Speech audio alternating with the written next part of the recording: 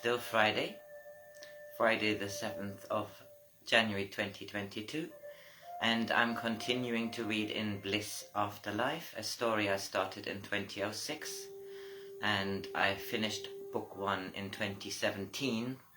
I only wrote very sporadically, but I haven't published it. I'm reading it aloud because I'm exploring it myself again after all this time. Chapter 94. Bliss, who passed away at 95 some time ago here in this story. Bliss and Lydia, who is the new incarnation to be. Lydia had been waiting at the favorite place for a meeting with Bliss, who was not long in joining her. And I've just realized that I have read that. So that was in the last chapter, 94. We are now at chapter 95, the new year. Melanie and Tony. It's a new relationship. The new year 2012 had begun. They were getting to know each other.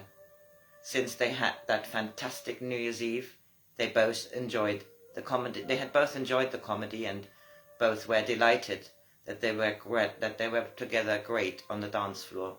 The walk back along the beach to get back home to the same place, to her place and his place, in the same house. He stayed at Melanie's that night and the rest of the holidays, and today was the first day that he was back in his own flat. Melanie had to work. He was glad to be by himself for a little while, if only to process the last week. He felt so much had happened, but only really in an emotional sense. Here he was still with boxes unpacked, and he decided to straighten everything out. His flat should be homely, without boxes displaying a transience he no longer felt. He had this wonderful feeling of contentment and excitement at the same time. It felt to him as if he had found in Melanie somebody who completely got him. He was not 100% sure he totally got her, though. She was such an interesting woman, in some ways reminded him of his grandmother. She would even know what he meant by being compared to a woman in her 90s, 40 years older than herself, and more. Much more than 40 years. With all the others, she was often like a young girl. He loved hearing about his childhood visits to Germany, and she loved listening to him talking about his family here in England, and he found the many cultures represented in his own family and in his own life from an early age fascinating. He admitted the way she talked about her parents. She had accepted that they had been gone, but for her they were simply in a different realm. Melanie said she never considered them no longer existent. And although he also grew up believing that we are souls and eternal, he tried to imagine what it would be like to feel these feelings in reality.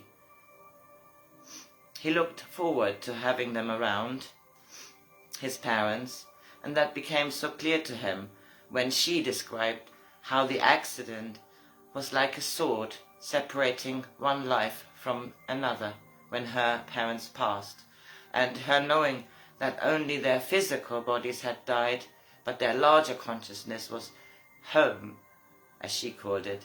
That was something he found hard to imagine, but comforting. When she talked about it, the way her grandmother supported her and, like her, felt her parents to be in a different realm but not gone, he could feel this to be true whilst she was talking. She said that it was hard to react to pity for a long time after she had already transformed her grief into action and felt herself settled into her new life without them physically around. He felt what she meant. He felt that pity for her when he felt that pity for her when she recounted the incident. He remembered how he felt when his Omi passed, after they had all had a big party for her 95th birthday, and the disbelief that she was truly gone. He remembered his mum saying that he should just imagine that his Omi was simply next door. He saw her maybe once a week before she had gone, and it made it easier for him to imagine her just being elsewhere, much like Melanie explained, and he could feel himself uplifting. It was so nice to sit together and hug whilst talking. She knew how he felt, but looking back, his mum and auntie had also got to grips with it all quite quickly. They ended up joking that they would actually prefer if they were not here.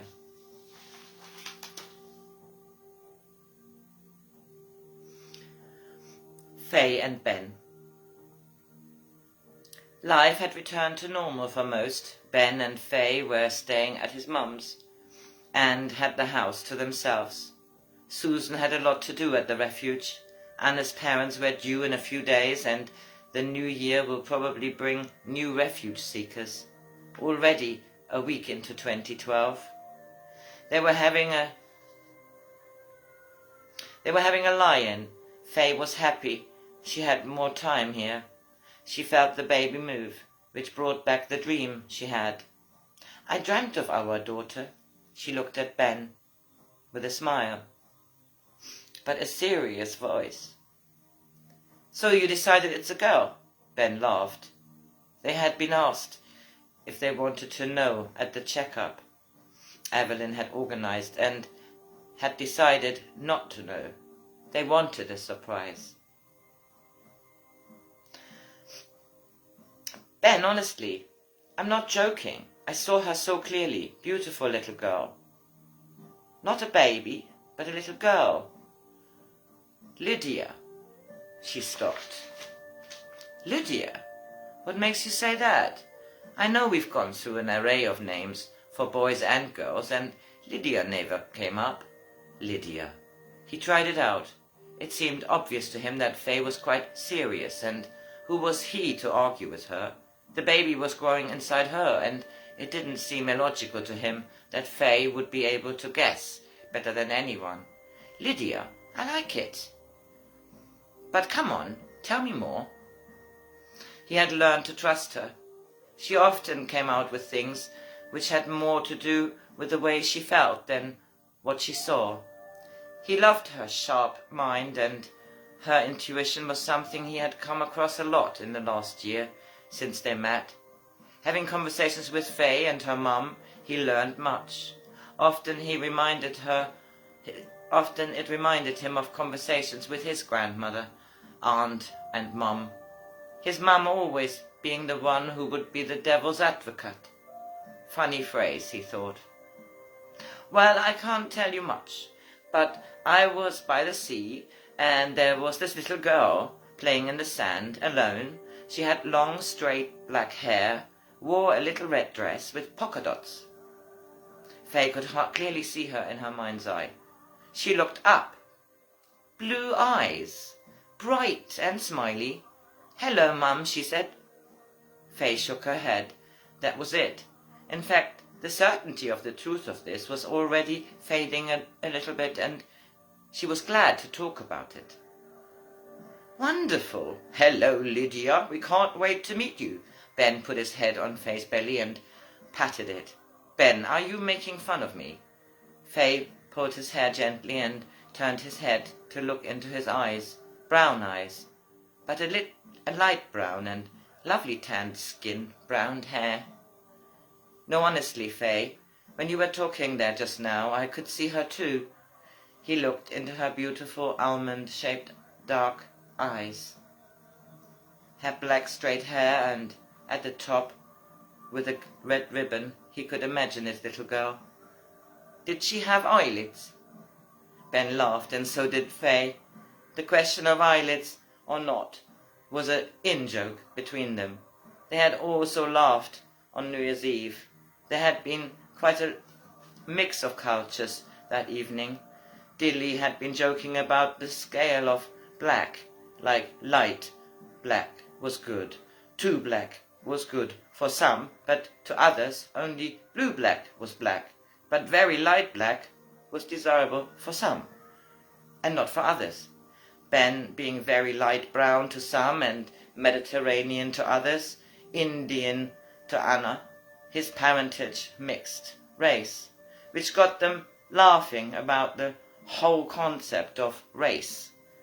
Faye contributing that she hoped their child would have some eyelids. None of them got it until Ben pulled his eyes to show almost only slits. Yes, and thick eyebrows, they laughed, eyebrows being a sign of youth, which they also talked about that evening, how the fashions changed, not just with eyebrows, but with hair, and how cultures are mixing with different features, being attractive, beautiful, familiar, ugly. And blue eyes, eh? Ben got up finally to start the day. Well, not beyond possibility with my dad having such sky blue eyes, Ben said. They laughed. Sunny sky eyes, your mum's actually a lovely grey, aren't they? Faye remembered thinking that Susan's eyes looked grey, but a beautiful grey, with a tinge of black around the outer edges. Yes, that's true, my mum's eyes are sort of grey. I have neither my dad's nor my mum's eyes. Ben was getting dressed. I have both my parents' dark eyes. Faye finally heaved herself out of bed. She did find herself quite a bit heavier lately. She stretched in front of the large mirror. Doesn't it look a little ridiculous? I'm fairly slim all over, and there's this big bulge, which looks like the shadow of a sickle. We really can clearly see there's a new person growing inside me now. She could feel that what she thought was an elbow, and Ben looked on, fascinated. What does it feel like now, Faye? She's waving hello, not long now, baby. She stroked her belly. She liked the feeling of Lydia's moving around inside her. Not much room left there, I think. Lydia, yes, that does sound perfect to me too. There, Faye felt happy. Go on, let's have a bath together. I know I'm getting a bit big, really, but your mum's big bathtub here is a lovely size. Sure we manage. She smiled at him.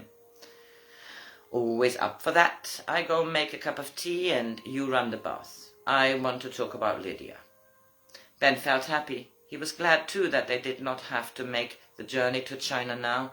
He was going to try and get some work.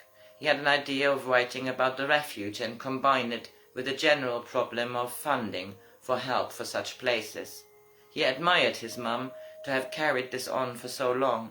It was her life, really. He was so glad for her that to come across this old friend of hers. She had been singing even this morning in the shower and must be feeling really good. Time I meet this chap, he thought. Shall we go down to the coast, stay a few days in Ormy's house, Ormy's old flat? He had shouted up to Faye. The more he thought about it, the better it felt. He had not met Tony's new girlfriend. They had talked on the phone on New Year's Eve, on New Year's Day, and Tony was full of it, so different than during his last conversation around Christmas. I love the idea, he faintly heard Faye, and he knew she was curious to meet Melanie too. They shall discuss this in the bath, and he would ring his mother and aunt. He needed the key to the flat, and he also needed to make sure that it was empty. This is the end of chapter 95, and the next one will be chapter 96. Good night.